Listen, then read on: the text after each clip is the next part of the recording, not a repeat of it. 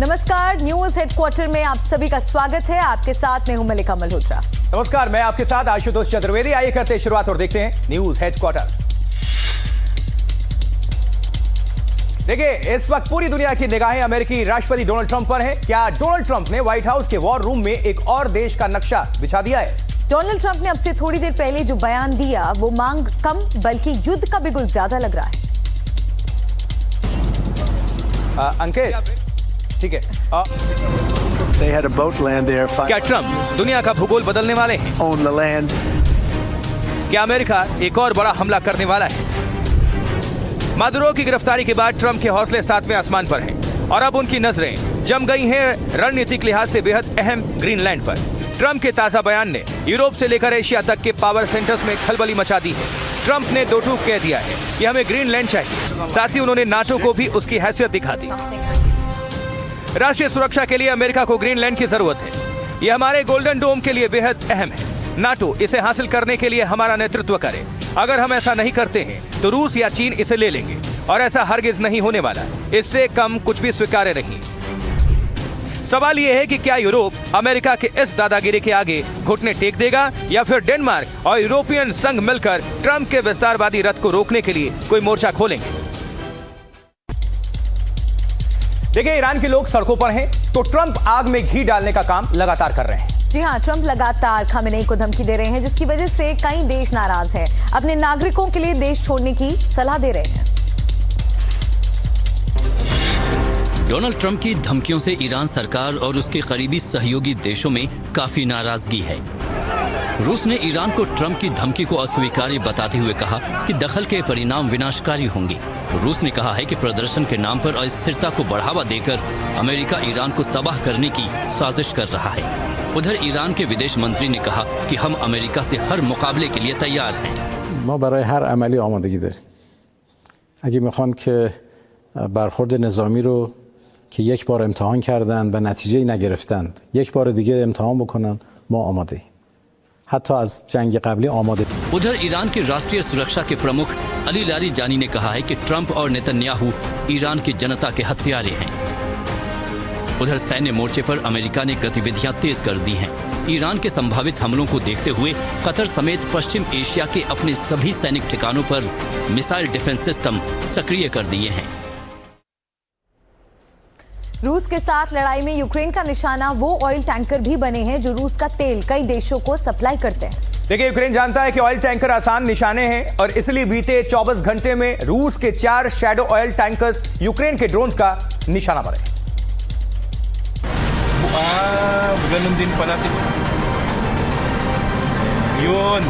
Black सी के तट पर रूस के shadow fleet tanker delta harmony के चालक दल को एहसास भी नहीं था कि आसमान से आफत आने वाली है।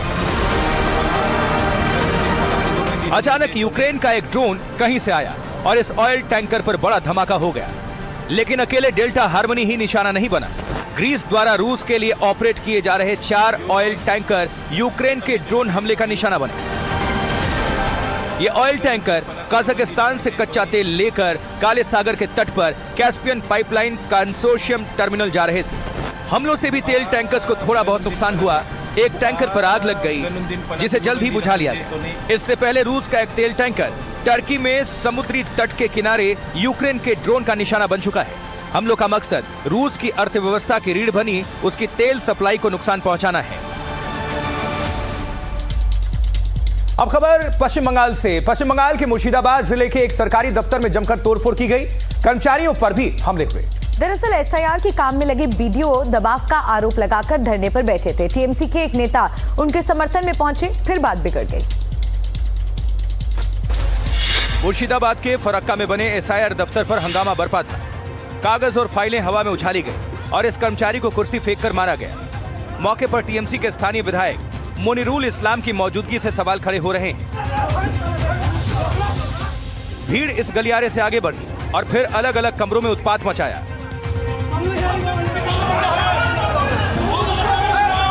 शोर शराबे के बीच कुर्सियां पटकी जा रही थी।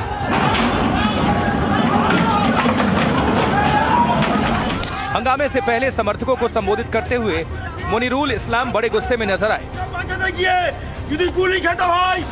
दरअसल फरक्का के सभी बीएलओ आरोप लगा रहे हैं कि एसआईआर के नाम पर उन पर दबाव बनाया जा रहा है, जिसके खिलाफ वो वीडियो दफ्तर पर जमा हुए और सामूहिक इस्तीफे की चेतावनी दी। बीएलओ के प्रदर्शन को सत्ता पक्ष के अलावा विपक्षी दलों का भी समर्थन मिला। टीएमसी विधायक पहुंचे और हंगामा मचाकर निकल गए। अब धरना स्थल पर पुलिस चौकसी बढ़ाई गई। लखनऊ के केजीएमयू में क्या रेप का आरोपी डॉक्टर धर्मांतरण की नर्सरी चला रहा था? क्या डॉक्टर रमीज के निशाने पर एक दो नहीं बल्कि कई हिंदू लड़कियां थीं? देखिए, क्या आरोप डॉक्टर का एक मात्र एजेंडा यही था, जो आरोपी डॉक्टर है, कि कैसे ज्यादा से ज्यादा हिंदू लड़कियों को टारगेट कर लिया जाए, फंसा लिया जाए और धर्मांतरण के लिए दबाव बनाया जाए। एसआईटी की टीम जैसे जैसे अपने जांच को आगे बढ़ा रही है, कुछ इसी तरह के सबूत भी मिलते जा रहे हैं। रिपोर्ट देखिए।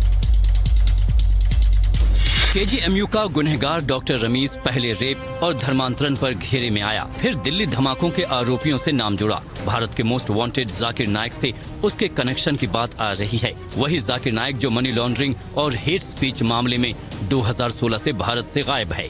जांच एजेंसियों ने रेप और धर्मांतरण के मामले में डॉक्टर रमीज के फोन को खंगाला तो जाकिर नाइक से कनेक्शन की बात सामने आ गई।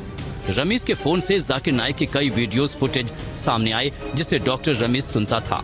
क्या रमीज धर्मांतरण की नर्सरी चला रहा था? डॉक्टर रमीज के निशाने पर कितनी हिंदू लड़कियां? जांच एजेंसियों ने डॉक्टर रमीज का फोन खंगालना शुरू किया तो उन्हें कई ऐसे सबूत मिले जो साबित करते हैं कि वो कई हिंदू लड़कियों से संपर्क में था और अपने जाल में फंसाने की कोशिश कर रहा था। रमीज के मोबाइल से कई लड़कियों के नंबर मिले, हिंदू लड़कियों से चैट्स की जानकारी मिली। रमीज के मोबाइल से कई अश्लील चैट मिले, रमीज के फोन से कई अश्लील वीडियोस भी मिले। मकर संक्रांति यानी आज से प्रधानमंत्री मोदी के दफ्तर का पता बदल रहा है। देखिए, सिर्फ दफ्तर का पता ही नहीं बल्कि पीएमओ का नाम भी बदल चुका है। यहाँ पीएमओ के अब सेवा तीर्थ नाम से जाना जाएगा। पीएमओ एक ओपन फ्लोर डिजाइन पर बना है। पीएमओ में अब बंद केबिन नहीं है, अधिकारी एक साथ बैठकर काम करेंगे और मकसद सहयोग और तेज समन्वय को बढ़ाना है। सेवा तीर्थ 1 में पीएमओ दिखेगा, सेवा तीर्थ 2 में कैबिनेट सचिवालय और सेवा तीर्थ 3 में राष्ट्रीय सुरक्षा परिषद सचिवालय मौजूद होगा। साथ ही राष्ट्रीय सुरक्षा सलाहकार का कार्यालय भी है। करीब 1200 करोड़ रुपए की लागत से बना सेवा तीर्थ जल्द ही पीएमओ पूरी तरह से साउथ ब्लॉक खाली हो जाएगा तो पुराने ऑफिस को संग्रहालय में बदल दिया जाएगा। तो ये अब नया पता 14 तारीख से ये शुरू। भारत लगातार अपनी वायु सेना को मजबूत करने में जुटा है। देखिए, इसी के तहत भारत ने एक बहुत बड़ा कदम उठाया है। भारत जल्द ही फ्रांस से 114 राफेल फाइटर जेट की खरीद पर चर्चा कर सकता है। जी हाँ, और इस सौदे की कीमत करीब 3.25 लाख करोड़ रुपए होगी। 114 राफेल में ज्यादातर भारत में ही बनाए जाएंगे। इन विमानों में 30% सामग्री स्वदेशी होगी, जो बाद में बढ़कर 60% हो जाएगी। और इस डील में 12 से 18 विमान तैयार हालत में सीधे आपके यहाँ आ जाएंगे, अपने वतन मतलब बिल्कुल, जबकि बाकी फाइटर जेट भारत में ही तैयार होंगे। और भारत फ्रांस से भारत जो भारतीय हथियार है और सिस्टम लगाने की मांग भी कर रहा है। विमानों के सोर्स कोड फ्रांस के पास ही रहेंगे। इस डील के बाद भारत के पास कुल 176 राफेल हो जाएंगे। जी, अभी वायु सेना के पास 36 राफेल विमान मौजूद है, जबकि नौसेना ने 26 विमानों का ऑर्डर किया है। बिल्कुल, राफेल के आने के बाद और स्थिति मजबूत हो जाएगी भारत की।